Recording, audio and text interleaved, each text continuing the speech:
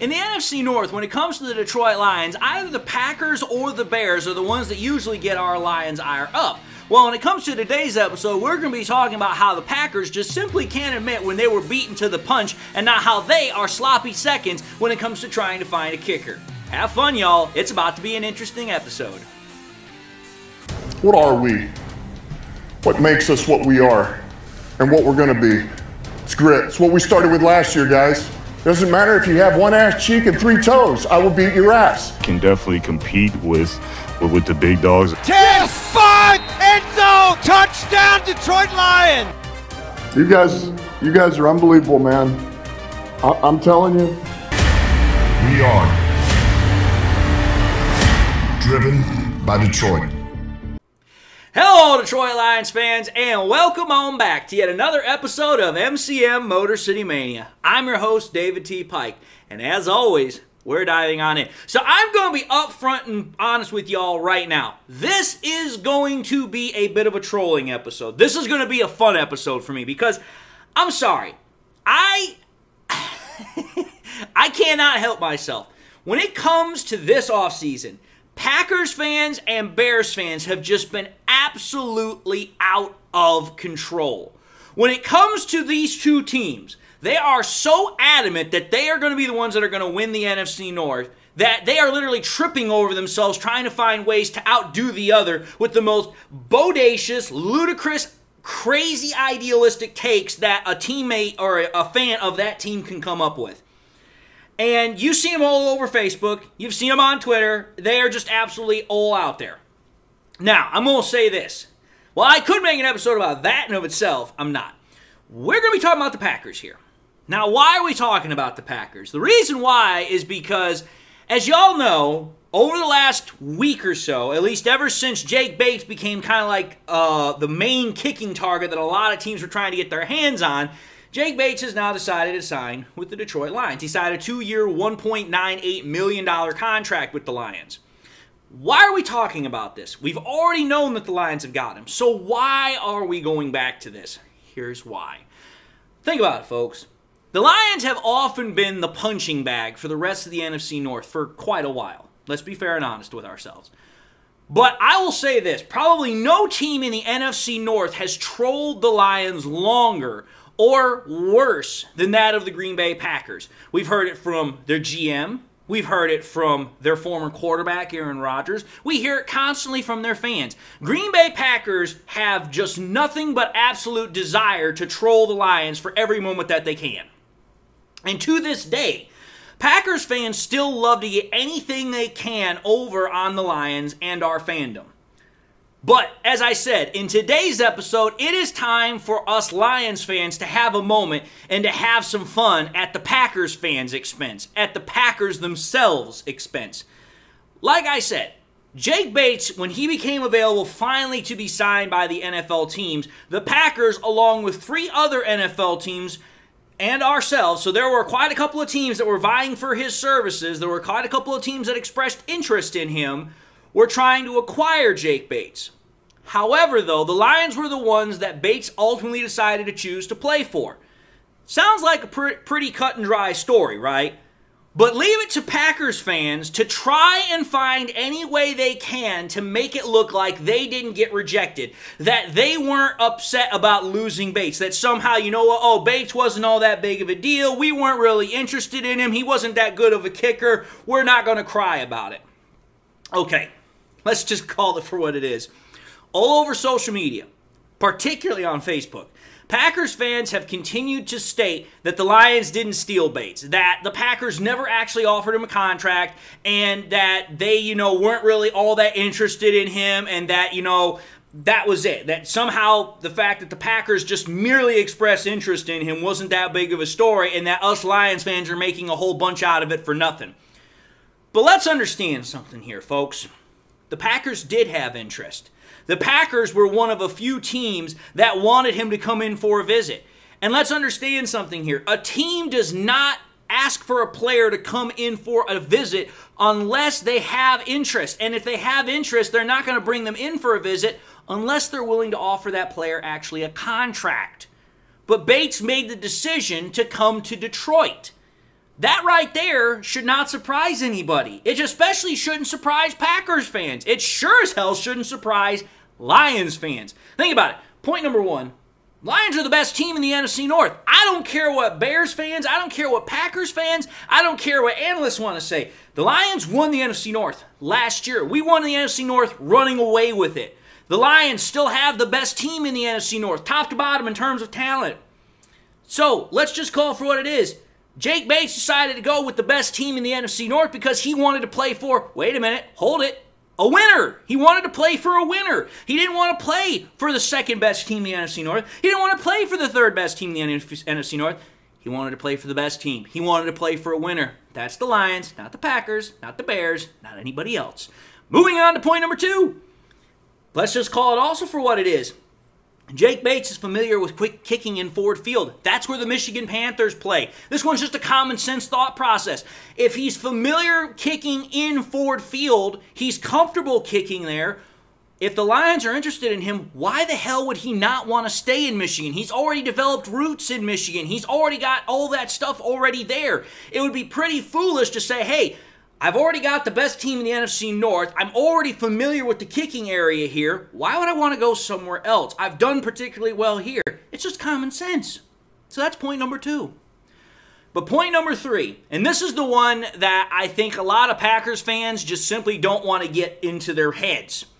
Green Bay is absolutely horrendous for weather. It's got terrible kicking conditions. Let's call it for what it is.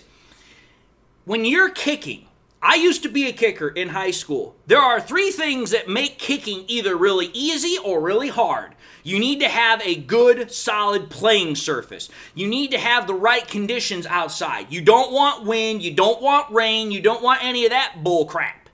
And on top of that, you want the temperature to be right. Here's why. Why would you want the field conditions to be right? Well, let's just call it.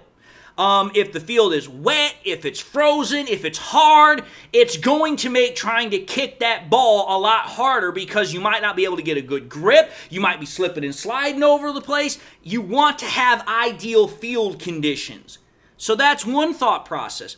Then I talked about having wind and rain. This one's pretty self-explanatory. When you kick that football, you're wanting that football to stay on straight. If it's too windy or if it's too wet, the ball can get heavier because, well, leather actually absorbs water. But on top of that, wind will make the ball go all over the place. That's something kickers don't want to deal with nearly as much because it makes it much more difficult. Now, are they able to do it? Yes. But it would be pretty foolish to say, hey, I want to go out to where it's hard to kick when I could stay inside of a dome and I already know how to kick inside of a dome because, wait a minute, like I just said, he's been doing it now for the last however many months with the Michigan Panthers. But then, what do we know about Green Bay? Green Bay is cold as hell. When you get to freaking late November, December, January, it is cold as hell out in there. I'll tell you this right now. I have kicked a football with cleats on when it is cold outside. It is like kicking a damn cement block. Your foot is going to feel it. And if you're constantly kicking that, your foot's going to get numb. And then once it starts heating up again and you start getting feeling back in that foot, it's going to hurt. Nobody wants to deal with that. So again, you have to understand it from Jake Bates' perspective. Green Bay is not an ideal place for being a kicker. But again, moving on from those points, we're talking about how the Packers themselves, Packers fans, are now saying they didn't want or didn't lose out on Jake Bates. Yet, what is very peculiar is that no more than 2 days after we signed Jake Bates, the Packers then claimed ex-kicker James Turner, the UDFA out of Michigan that we just let go and he was on waivers. They claimed him. Why is this peculiar? It's peculiar because the one position that, let's think about this. The Lions just cut a kicker, right? And the Packers just claimed a kicker. So think about it. The Packers were trying to go after Jake Bates, and then they claimed up our kicker. But think about the timing as well. No sooner had the Packers lost out on perhaps the hottest kicking name in the entirety of football right now, they then decide to claim the guy that we cut to make room for Bates.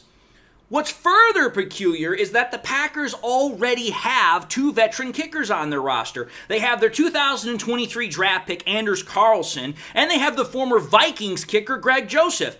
So my question is, why feel the need to claim Turner? Why go after him? Turner doesn't have any professional experience. He's a UDFA out of Michigan. And he certainly isn't a threat, realistically, to either Joseph or Carlson. So why decide to claim him? What's the big allure to freaking, Turner? I can understand the allure to go after, Bates. That makes sense. But Turner has nothing going for him.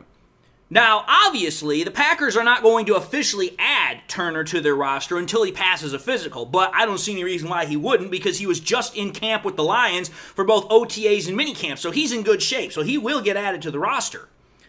So for me, what makes this whole thing absolutely hilarious is that Packers fans are simply not wanting to admit when the Lions got the better of them. But yet, you would think by now that over the last 3 years, they would have gotten used to it. Here's why I say this. Think about it. The Lions under Dan Campbell and Jared Goff, since 2021, the Lions are 4-2 against the Packers. And here's another fun fact. Those 4 wins that we had against the Packers, they were all in a row. 4 straight losses for the Packers against the Lions. The last time that happened was from 2017 to 2018. So the Packers, I would have thought by now, would have gotten used to the Lions getting one up on them, at least in that regard. Number 2.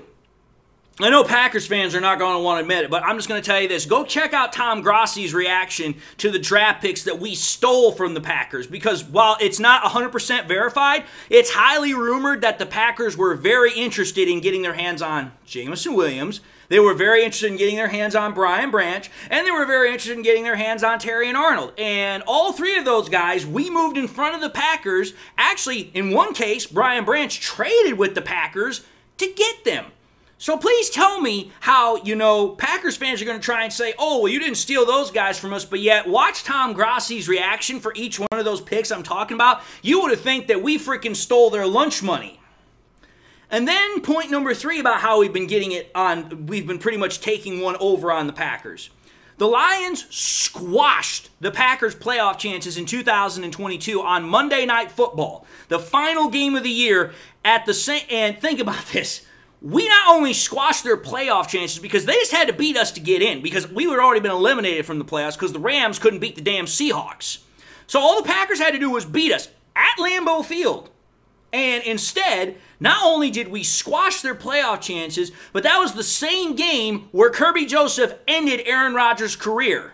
Thank you, by the way, Kirby Joseph, because that last throw that Aaron Rodgers threw at Lambeau, that's the last throw he's ever going to throw as a Packer at Lambeau Field.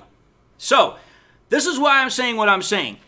The Packers, whether or not they want to admit it, whether or not they want to acknowledge it, they became sloppy seconds because they could not get the kicker that they wanted. So now they went out and got James Turner. So considering these points, it would have just been much easier for Packers fans and had a much quicker resolution to the whole situation if the Packers fans on Facebook and everywhere else would have just admitted, yeah, you know what, you guys wanted Bates. There's no shame in saying you wanted him. There were quite a lot of people that wanted him. But here's the thing. Bates didn't want you. He wanted to come here to Detroit. He chose Detroit. He pretty much said, listen, I don't care for the Packers. I don't want to play for the Packers. The Packers are not as good as the Lions. And let's call for what it is. That's the truth. There's no shame in that either. And you know what? Had you simply admitted it, it would have been a non-story. But because, again, Packers fans want to be pompous, they want to act like they always do, they're high and mighty, that their, crap don't stink, and that they're the best ever, and they're still touting about games 70 years ago, rather than talking about the situation for what it is right now, which is, let's see, Lions went to the conference championship game, Lions went 12-5, Lions won the division crown. They want to still talk about how, oh yeah, we won the Lombardi Trophy the first 2 times. We're still talking about games from 70 years ago. I decided to say, okay, Packers fans, you guys want to continue to act like you're the best of all time. You guys want to act the way you do, fine. I'll make a rare trolling episode at your guys' expense. And it will be on the one position in most teams' thought process that nobody cares for, which is the kicking position.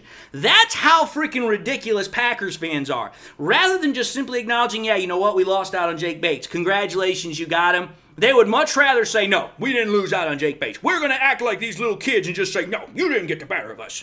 Okay, fine. I'll take a 15-minute video to show just how damn ridiculous, just how childish you Packers fans are. It would have been much easier had you just simply said, yeah, we lost out on him. Great for you.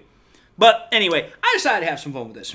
Having said that, I'm going to end this quick episode and say thank y'all for watching yet another episode of MCM Motor City Mania. Hope you Packers fans enjoyed it as much as I did making it. I hope y'all decide to subscribe to the channel. Please, the more we subscribe, it also helps me out as well as sharing it. So again, if you subscribed in the past, you forgot to do so at the time, or you just subscribed and you have not had a chance to do so, please subscribe. But I also encourage y'all to make sure you hit that bell notification icon as well, so that way you guys never miss any more content that I push out. Again, like I just said, share the content too. Please, share it on YouTube, share it on Facebook, share it on anywhere you can. Twitter, I don't care. Share it everywhere.